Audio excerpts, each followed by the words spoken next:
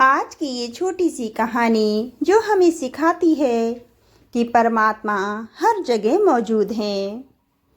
एक साधु भिक्षा लेने एक घर में गए।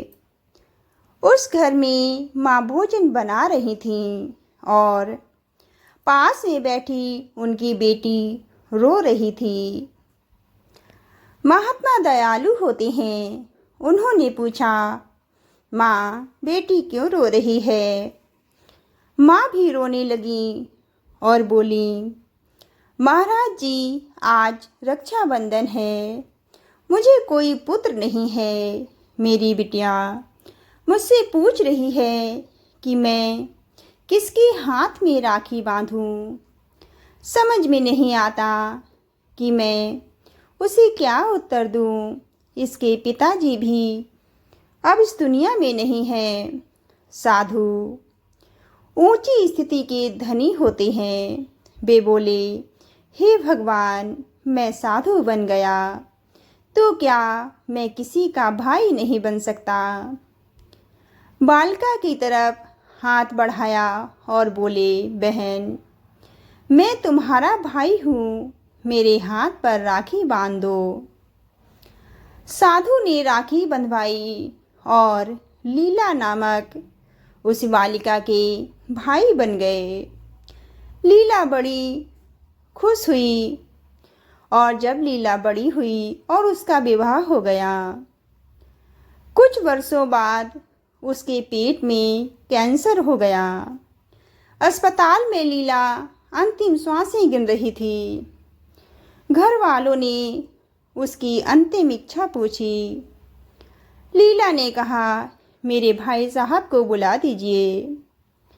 साधु महाराज ने अस्पताल में ज्यों ही लीला के कमरे में प्रवेश किया, त्यों ही लीला जोर जोर से बोलने लगी, भाई साहब, कहाँ है भगवान? कह दो उसे कि या तो लीला की पीड़ा हर लें या प्राण हर लें। अब मुझसे कैंसर की पीड़ा सही नहीं जाती। लीला लगातार अपनी प्रार्थना दोहरा रही थी। साधु महाराज लीला के पास पहुँचे और उन्होंने शांत भाव से पूछा। शांत भाव से कुछ क्षणों के लिए आंखें बंद की, फिर अपने कंधे पर रखा वस्त्र लीला की तरफ फेंका और बोले, जाओ बहन,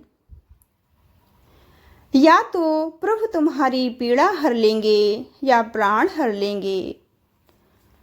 उनका बोलना, वस्त्र का गिरना और लीला का उठकर खड़े हो जाना सब एक साथ हो गया। लीला बोली, वो बोल उठी, कहाँ है कैंसर? मैं एकदम ठीक हूँ, घर चलो। लीला की जांच की गई, कैंसर का नामो निशान नहीं मिला। घर आकर साधु ने हंसकर पूछा, लीला अभी मर जाती तो? लीला बोली, मुझे अपने दोनों बच्चों की बहुत याद आ रही थी, उनकी चिंता हो रही थी, इसलिए प्रभु ने तुम्हें प्राण शक्ति दी है। बच्चों की सेवा करो, बंधन तोड़ दो, मरने के लिए तैयार हो जाओ। ऐसा कहकर साधु चले गए। लीला सेवा करने लगी। बच्चे अब चाचा चाची के पास अधिक रहने लगे। ठीक 1 वर्ष बाद पुनः लीला के पेट में पहले से जबरदस्त कैंसर हो गया। वही अस्पताल, वही वार्ड, संयोग से वही पलंग। लीला ने अंतिम इच्छा बताई, मेरे भाई साहब को बुला दीजिए। साधु बहन के पास पहुँचे। पूछा, क्या हाल है? लीला एकदम शांत थी। उसने अपने भाई का हाथ अपने सर पर रखा, वंदना की और बोली, भाई साहब, मैं शरीर नहीं हूँ, मैं अमर आत्मा हूँ, मैं प्रभु की हूँ, मैं मुक्त हूँ कहते कहते ओंकार का उच्चारण करते हुए लीला ने शरीर त्याग दिया। लीला के पति दुखी होकर रोने लगे। साधु महाराज उन्हें समझाते हुए बोले, भैया क्यों रोते हो? अब लीला का जन्म नहीं होगा, लीला मुक्त हो गई है। फिर वे हंसे और दोबारा बोले, हम जिसका हाथ पकड़ लेते हैं उसे मुक्त करके ही छोड़ते हैं। पति का दुख कम हुआ। उन्होंने पूछा, महाराज गत वर्ष लीला तत्काल ठीक कैसे हो गई थी? आपने क्या किया था? गत वर्ष लीला ने बार बार मुझसे पीड़ा या प्राण हर लेने के लिए प्रभु से प्रार्थना करने को कहा था। मैंने प्रभु से कहा, हे भगवान, अब तक लीला मेरी बहन थी, इस क्षण के बाद वह आपकी बहन है, अब आप ही संभालिए।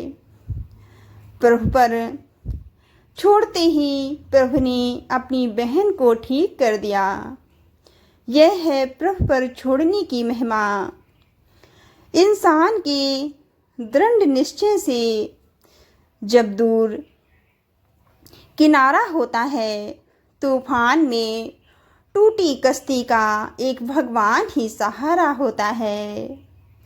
ऐसे ही जब आपके जीवन में कोई ऐसी समस्या, दुख, मुसीबत आए जिसका आपके पास हल ना हो, तो आप भी घबराना नहीं, बल्कि किसी एकांत में चले जाना और भगवान सद्गुरु के चरणों में प्रार्थना करना। सब कुछ उनको सौंप देना और शांत हो जाना, सब उनको सौंप देना। फिर जिसमें आपका परम मंगल होगा